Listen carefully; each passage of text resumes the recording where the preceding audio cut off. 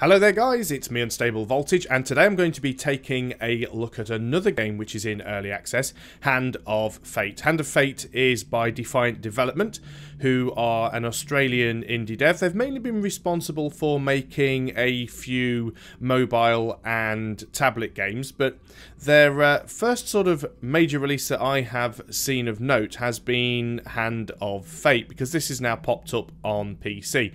And I have to say, I've had an awful lot of fun with this. Now, for those of you who don't know what Hand of Fate is, it's quite a mixture of genres. It's part action, part RPG, it's a roguelike, and it is also part collectible card game. It sounds a little bit strange, but it actually works really well. So as I've said, this is in early access. As you can see in the top left hand corner of the screen, it is currently in beta. So there are a few little things that still need sorting out, optimization issues and a couple of little bug fixes and things. Nothing game breaking, so that's not too much of a problem there. But I'm going to go in, I'm going to show you this game, show you what it's all about, because if you haven't seen it, it does sound a little bit strange because of its mad mix of genres. So let's go in. Now, one thing you will find in this game, the main person that we will be interacting with is someone called the Dealer, and he has a lot of dialogue. He's got a lot of character, he's very well voice acted, and he has something to say about everything. I'll try not to talk over him too much, but he does go on quite a lot, so there may be some times where I have to interrupt him. So let's go on and start Hand of Fate. Back so soon? I knew you would not falter. So here we are, this is the Dealer, this is the guy who we have to beat. Before we do anything else, I'm just going to quickly hit escape and go into the options for this game. It is a Unity engine game, so there isn't an awful lot to see in the options. We do have separate audio sliders for the sound effects, the music, and for the voice. We can turn the subtitles on or off as well. The graphics options are relatively limited. Again, as I said, it is a Unity engine game. Now, even though the graphics options are limited, because of the way this game works, it doesn't really need high fidelity graphics. It's mainly takes place in two areas, which is the actual table where we're playing against the Dealer with the cards, and then the actual battle sections when we get into combat, which I will show you in this video as well. We do have language options. We can reset our progress and the credits are in there, but that's pretty much all that you get to see within the options menu itself. So as I said, it is quite a limited option set, but it works well for the game. I have the graphics set to sort of fantastic, which is it fantastic? Fantastic, yeah, which is the current highest setting that you can get with the default Unity settings. Also in here, of course, we do have the option for rebinding the controls. Now, it does recommend that you play this game with a gamepad, and it actually defaults to gamepad enabled for some strange reason, but you can play it with a gamepad. I've been playing it with the mouse and keyboard, and I've had absolutely no problems at all controlling it, and all of the keys are fully rebindable. As you can see, we've got keys for attacking and stunning and countering and dodging, and that's something that comes into play during the combat part. So let's get into the sort of main body of the game. We're going to hit the start button. The kings are woken and will not be laid to rest. So you actually get two options. There is a story mode and there is the endless mode. Now, the endless mode is only unlocked once you get so far through the story mode. So what I'm going to do is show you some of the sort of early levels from the story mode. Let's go in here.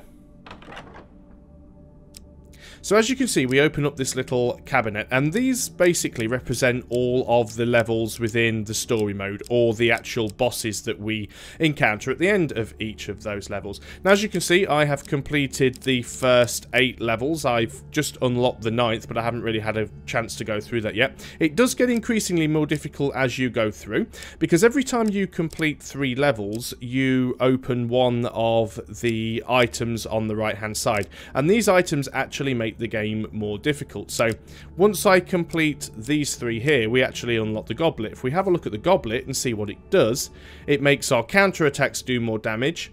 It means that our stun renders enemies dazed for longer. We get better starting gear, but the bandits have their strength increased, the skeletons have their strength increased, and the bandits... It's called the game of eternity that we play. I didn't think that meant you'd take forever to make a decision, mind. So he does mock you a little bit. So, also, yes, bandits get throwing knives. So, even though it makes us a little bit stronger, it also makes the game more difficult and the enemies stronger. So, we're going to go into the first one that is unlocked, which is Jack of Dust. Gives you a little bit of lore about your opponent. We're going to go in and hit select. Now, you have to build your deck. Now, you do have the option for using recommended equipment and encounter decks, so we can just hit yes and it will automatically populate both decks. We can go in and actually have a look in the two different decks and we can see what we've got in there. Now, there are two stipulations as to what you can have in a certain deck. First of all, you have to have the right number of cards. And if we actually go into, let's go into the encounter deck, for example, there will be certain cards, such as this one, that actually have a little padlock on them, and those ones are locked. You can't remove them from the deck until you have fulfilled their conditions. But once you actually encounter that card within the deck, within the game, and beat it, then you can actually remove it from the deck if you so desire. So you can see there's quite a lot of cards in here. I've already unlocked quite a few. There's still quite a few more to go. And there's also a few cards that we don't have in the deck. So this is the current active deck along the bottom. And these are the extra cards along the top that I have that I could add in here. So these are all of our encounters. We can also go back and we have an equipment deck. And this includes all of the things that we can get in the game, such as weapons, shields, armor, various different artifacts that will help us throughout the game. So every time you go through the game, you will get the opportunity to unlock new cards that can be added to the deck. So we've got our decks done ready for this game. We've hit recommended. So let's go back and we will go into this sort of first game here and we'll show you how the mechanics of this game works. What brings you to play the game? I know you will not tell me. Like all the rest, you are silent. So, as well as our own deck, the dealer also adds 1 or 2 cards of his own, and as the games go on and you get into higher levels, he will actually add more cards and the decks that you play with become bigger. So, down here on the bottom left-hand corner, you will see that I have a health indicator. I currently have a maximum health of 100, and I have 100 health. Obviously, this is used in certain encounters, and we can lose it if we're not careful. If it gets down to 0, you are dead, and it's game over. Our food, we have 15 food. You normally start with 10 on the earlier levels, but because I have certain objects unlocked, it gives me more starting food. Now, food is actually used for travelling around, and I'll demonstrate that. We have gold, which can be used to buy items, and we also have some items hiding in the background. If I hit I, or press the inventory button, it brings up the ragdoll for my character. You can see that we have various different bits of equipment. So we have a slot for armor, we have a slot for a weapon and a shield, we have a slot for a helmet, we also have a slot for an artifact and gloves, we have a trinket slot, and we also have a slot for blessings and curses. At the moment, we don't actually have any because this is one of the early levels. So, at the start of the game, this little golden counter represents your character. And some of the cards are laid out in a random configuration, and this is where it becomes roguelike. Now, each of these cards represents a different encounter. It may be a battle, it may be a challenge of skill, it may be something where you just have to choose from a number of options, and some of the cards you can actually unlock by completing them. Now, at the moment, I can go in one of 4 directions, so let's go south to start with. Now, if I move on to this card, it's going to use 1 food. Because moving always uses 1 food. Now this is an encounter, it's Helpful Priest. If I click, it'll tell me a bit about the card. So we meet a Wandering Priest. Now we have an option here. We can either give him half of our food, or we can decline. Now food is very, very important, but I do have quite a lot. I'm going to give him half of my food. So now we have to pick one of these cards. Now they do get shuffled around. Choose from these options. Now, you can't actually see where the cards go, although technically you can. 3 of these cards are success cards. One of them is a huge success card. Now, I actually managed to keep my eye on the huge success card because it moved across the top, and I believe it's this one.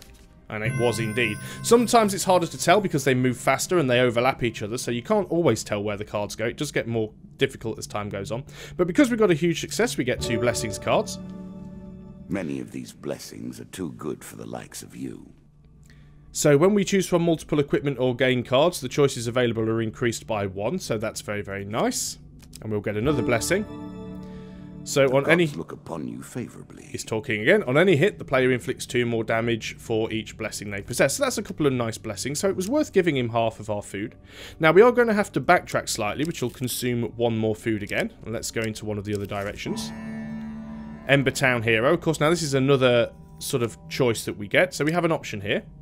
So we come across an adventurer and we can either ignore him or we can ask him his troubles. Now most of these cards are cards that I've already unlocked because I've already completed them. But if it's the first time you encounter a card, the dealer will offer you a token. If you then complete the card correctly, you will get the token, which will unlock the card and allow you to put it into your own deck. Or if it's a card that's locked that you can't remove from the deck, you'll then be able to remove it. So I'm going to ask this guy his troubles.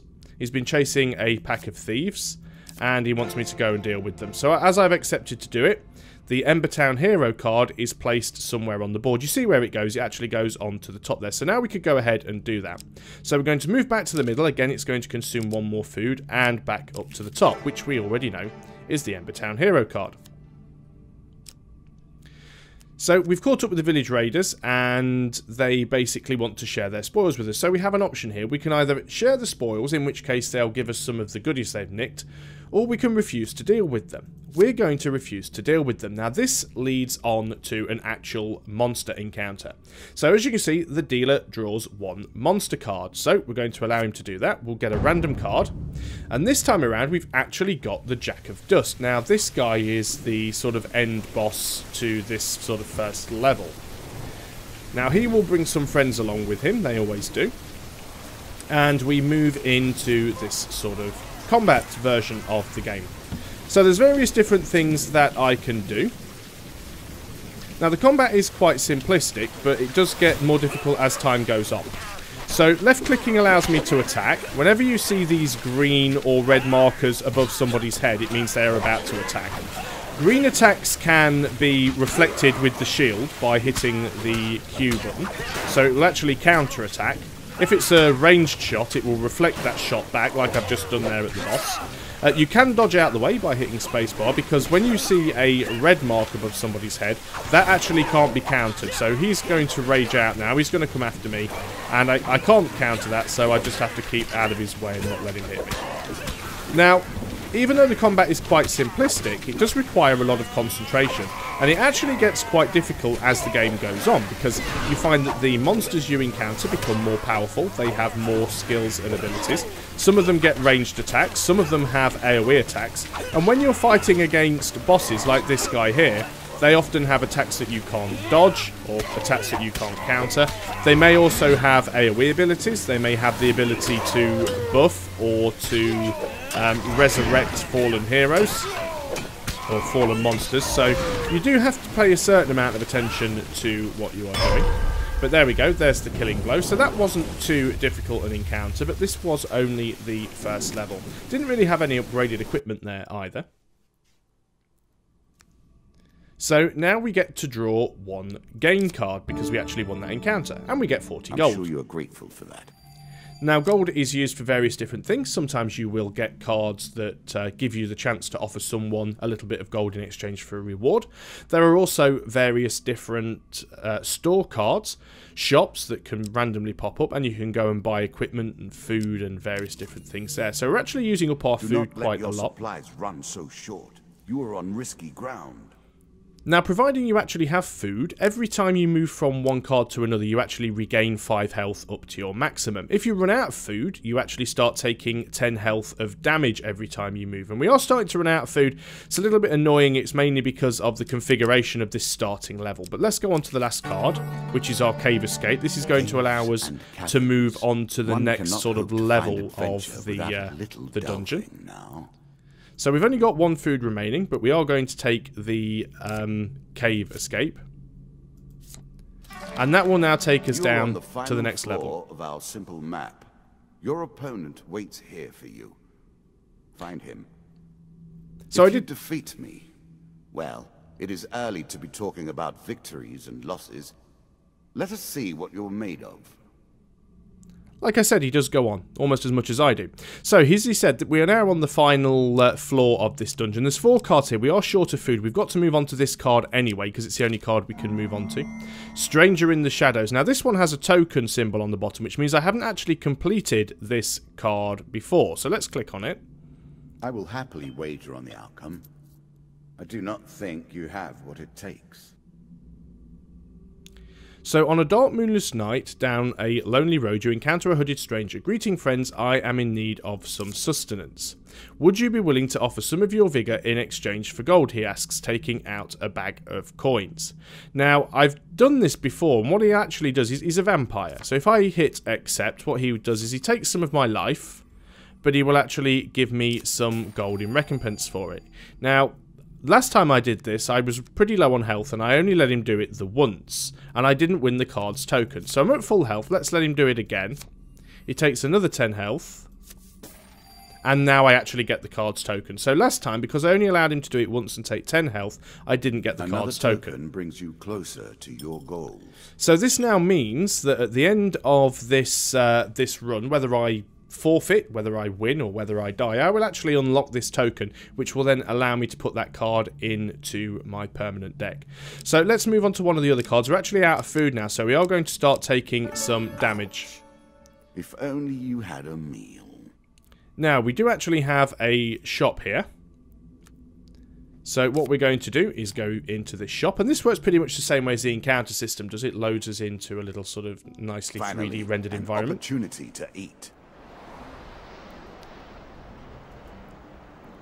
So there are several things you can do at shops, depending on the type of shops. You can buy additional items, so you can buy weapons and armor and various equipment. You also, depending on the type of shop, have the option to heal your wounds and remove any curses that you have. You can also sell items and buy food. So what I'm going to do in here is go ahead and buy a little bit of food. Don't need too much because we've almost finished the encounter. And let's leave the shop. The type of things that can be purchased from the shops mainly depends on the type of shop that it is. Now what I'm going to do here is actually backtrack, because it will use an extra food, but it will also give me the opportunity to heal 5 health. Let's move forward onto this card, and this is the actual Jack of Dust. Again, so you face the Jack of this Dust. Is the final encounter. Do not give up this early.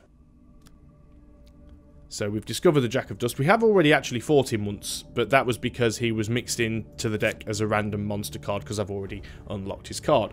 So let's go in and see if we can just complete this final encounter. So we've also got the 4 of Dust, which means he's not going to be on his own. We can actually skip these animations if we want to, but they are quite nice to watch. So as you can see, even though it's the Unity engine and the graphics options are limited, it does actually still look quite nice. There's very good lighting effects on there, and I like the way it looks. So we're going to try and reflect as many of these ranged attacks as possible. We're going to try and avoid getting hit, because of course we didn't have full health to start with. Mostly because we offered some of our health to our little vampire friend, but also because we ran out of food and took a bit of damage as we moved. We do need to keep out of Jack's way, because he has an unblockable attack. I think I actually took an arrow to the knee there, but we managed to dodge everything else that came our way.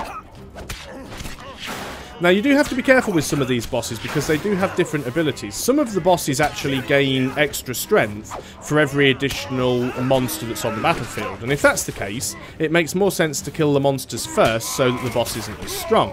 However, some of the bosses can actually resurrect fallen heroes, in which case it makes more sense to kill the boss first. So all of his buddies are down. He's still going to have a few unblockable attacks. I'm just going to keep out of his way and just beat him up from behind whenever I get the opportunity. Oh, didn't quite get in there. Out of the way again. Now, I think I'm making the fighting look quite easy at the moment, but I assure you, if this was one of the harder levels where you're facing sort of 12 bad guys and a boss with an AoE effect, it becomes really, really difficult, especially if at that point you don't have a shield, which has happened from time to time. Down into the worms with him. Perhaps there is peace for him in the grave, poor soul.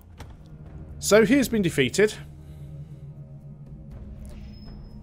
And normally that would have unlocked the next encounter, but of course I've already got that unlocked. But that now gives me the token for that card that I completed before, so if I click on that, for trading so enthusiastically with the stranger in the shadows, you receive the blood auction. So what it's actually done now is it's actually unlocked a different type of card, and that card can now be added to my deck. Now that card has its own token. So when I actually encounter that card in the next game, or whichever game I have it in my deck, then I will have a chance of unlocking that card if I complete it correctly. So that's basically the way the game works, and it's very, very addictive because each time you play through it, it's different. The cards that you get are always random. The way that they are laid out is always random. And because food is such an important resource, it gets to a point later on in the game where you start thinking, do I want to try and uncover as many cards as possible? Because the more cards I uncover, then the more cards I can try and unlock, and I can try and gain better gold or more equipment. So better equipment or more gold. I think that makes more sense. Or sometimes you actually think, I don't have enough food, I can't uncover the other 6 cards on the board. I'm going to have to skip most of these out and just try and go straight for the boss if I can, because I'm going to run out of food and health before I get there. And you never know where the cards are going to be because every time it changes. And as I said, as you play later on into the game and get into the more difficult levels, the decks that you play with are larger, the dungeons have more floors, and the dealer starts adding more and more of his cards to the deck to spike it. You also get a number of curses as the game goes on, which gives you debuffs and little penalties as you go through the game. So what do I think of the game all in all? Well, graphically I think the game is very good. Like I said, it is a Unity engine game, but it still looks fantastic. The animation quality is really good, the lighting quality is really good. I absolutely love the dealer, there's a lot of attention to detail.